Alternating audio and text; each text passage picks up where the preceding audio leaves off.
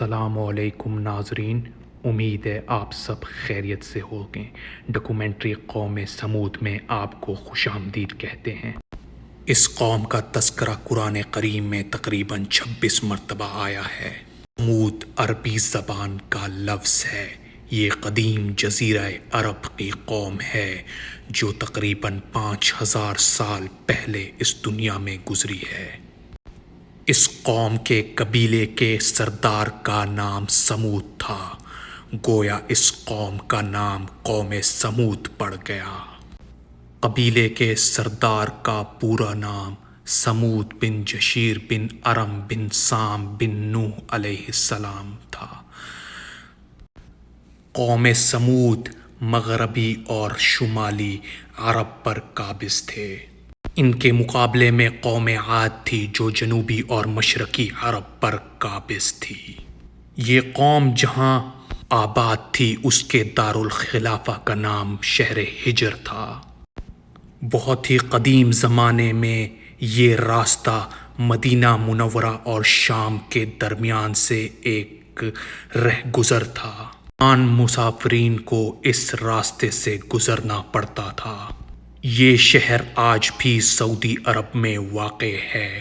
یہ مدینہ منورہ اور تبوک کے درمیان کے راستے میں آتا ہے۔ اس شہر کی طرف جانے کے لیے آپ کو سب سے پہلے شہر علا میں جانا پڑتا ہے جو کہ مدینہ سے 332 کلومیٹر کی مسافت پر ہے۔ آج اس شہر کو مدائن صالح کہا جاتا ہے۔ یہ شمالی عرب کی ایک زبردست ترین قوموں میں سے ایک قوم گزری ہے جس کو فن تعمیری پر مہارت حاصل تھی۔ یہ قوم پہاڑوں کو کاٹ کر ان میں مکانات تعمیر کیا کرتی تھی۔ یہ قوم پتھروں کی عمارتیں بھی بنایا کرتی تھی اور مقبرے بھی پتھروں سے تعمیر کیا کرتی تھی۔ یہ اس قوم کا خاص پیشہ تھا۔ ان خصوصیات کی بنا پر یہ قوم غرور کا شکار ہو گئی۔ خداوند تعالیٰ نے اس قوم کو بہت عروج دیا، لیکن جیسا کہا جاتا ہے کہ ہر عروج کو ایک نہ ایک دن زوال حاصل ہے، اس قوم کے ساتھ بھی گویا یہی ہوا۔ یہ اپنے غرور میں اتنا مبتلا ہو گئی کہ خدا کی وحدانیت کو بھی بھول بیٹھی اور منکر خدا بن بیٹھی۔ اس قوم کے پاس اللہ تعالیٰ نے جس نبی کو مبعوث فرمایا اس نبی کا نام حضرت صالح علیہ السلام تھا۔ آپ نے قوم کو خدا کی وحدانیت کا پیغام سنانا شروع کر دیا، کیونکہ قوم غرور اور منکری اور کفر میں مبتلا تھی، تو قوم ہمیشہ آپ سے یہ کہا کرتی تھی، من اشد منا قوہ، اے صالح علیہ السلام تو ہمیں دکھا دے کہ اس زمین پر، روئے زمین پر ہم سے زیادہ طاقتور مخلوق کون ہے۔ چونکہ آپ قوم کو بار بار اللہ کا پیغام سناتے تھے تو قوم نے آپ سے مطالبہ کر ڈالا کہ اگر تو سچا پیغمبر ہے تو اس پہاڑ کی چوٹی سے ایک ناقہ نکال کر دکھا۔ ناقے سے مراد اونٹنی تھی۔ اللہ تعالیٰ نے ان کا یہ مطالبہ پورا کیا اور اونٹنی کو پہاڑ کی چوٹی سے نمودار کیا۔ آپ نے اپنی قوم سے کہا کہ اس اونٹنی کو ایذا مت پہنچانا، اس کو تکلیف مت پہنچانا ورنہ خدا کے قہر میں مبتلا ہو جاؤ گے۔ آپ نے قوم سے کہا کہ ایک دن یہ اونٹنی کنویں سے پانی پیے گی اور دوسرے دن قوم کے لوگ اس کنویں سے پانی پئیں گے۔ چونکہ قوم تکبر کی حدوں کو عبور کر چکی تھی تو ان کے لیے یہ مطالبہ ناگزیر تھا۔ انہوں نے اونٹنی کو قتل کر دیا۔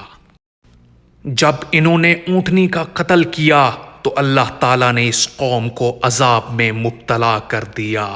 ان پر 7 راتیں اور 8 دن شدید طوفان نازل ہوا۔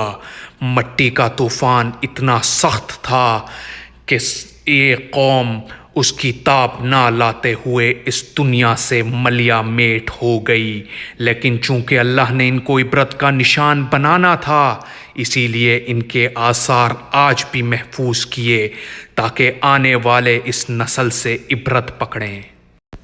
روایات میں آتا ہے کہ حضرت صالح علیہ السلام حضرت ابراہیم علیہ السلام سے پہلے گزرے تھے۔ یہ شہر آج بھی سعودی عرب میں موجود ہے اور مدینہ منورہ اور تبوک کے درمیانی راستے میں ہے۔ اس سے قریب ترین شہر شہر علا ہے جس سے یہ 50 کلومیٹر کی مسافت پر ہے۔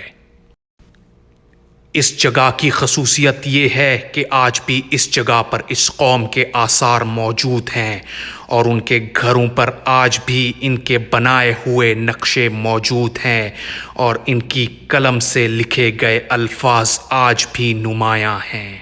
نبی پاک صلی اللہ علیہ وآلہ وسلم اور صحابہ کرام رضی اللہ عنہ کا بھی گزر اس مقام سے ہوا تھا جب آپ غزوہ تبوک کے لیے روانہ ہوئے تھے۔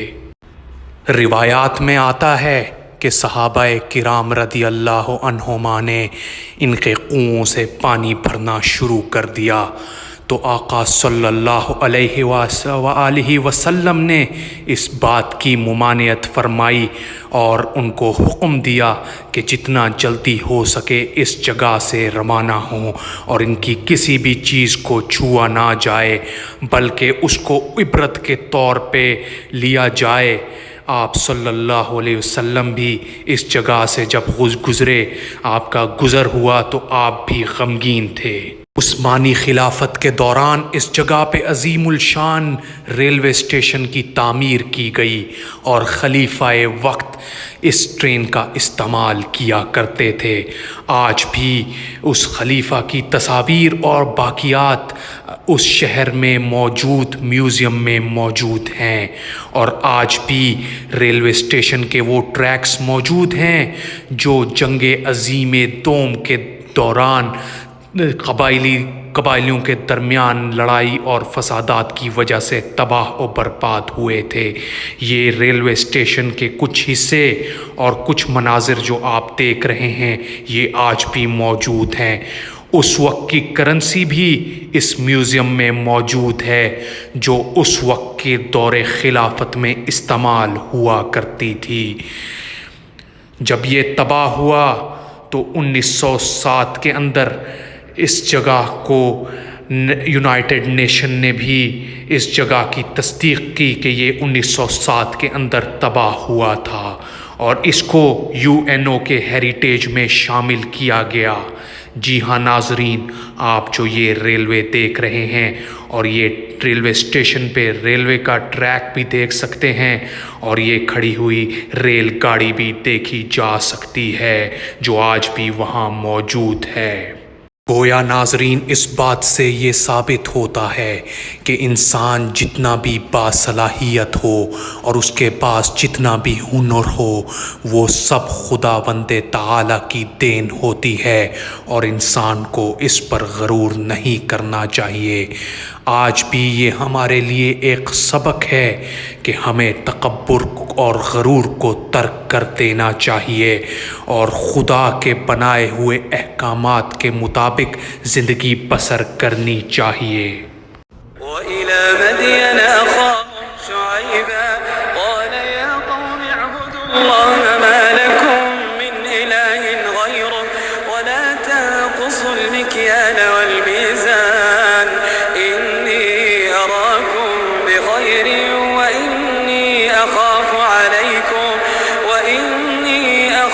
عَلَيْكُمْ عَذَابَ يَوْمٍ مُحِيطٍ وَيَا قَوْمِ أَوْفُوا الْمِكْيَالَ وَالْمِيزَانَ بِالْقِسْطِ وَلَا تَبْخَسُوا النَّاسَ أَشْيَاءَهُمْ وَلَا تَعْثَوْا فِي الْأَرْضِ مُفْسِدِينَ بَقِيَّتُ اللَّهِ خَيْرٌ لَكُمْ إِن كُنتُم مُّؤْمِنِينَ وَمَا أَنَا عَلَيْكُمْ بِحَفِيظٍ قَالُوا يَا شُعَيْبُ أَصَلَاتُكَ تَأْمُرُكَ أَن نَّتْرُكَ مَا يَعْبُدُ آبَاؤُنَا أَوْ أَن نَّفْعَلَ فِي أَمْوَالِنَا مَا نَشَاءُ إِنَّكَ إنك لأنت الحليم الرشيد.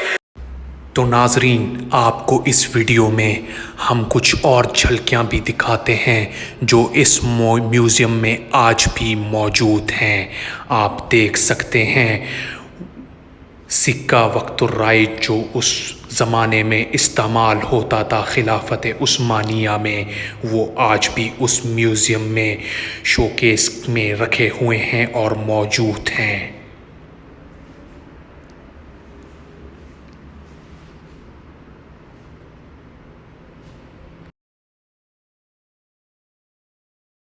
آپ اس ویڈیو میں اس وقت استعمال ہونے والا گھڑیال بھی دیکھ سکتے ہیں. جی ہاں ناظرین، یہ جو آپ کو شو ہو رہا ہے یہ اس زمانے کی گھڑی کی کچھ تصاویر ہیں جو خلافت عثمانیہ کے وقت زیر استعمال تھیں.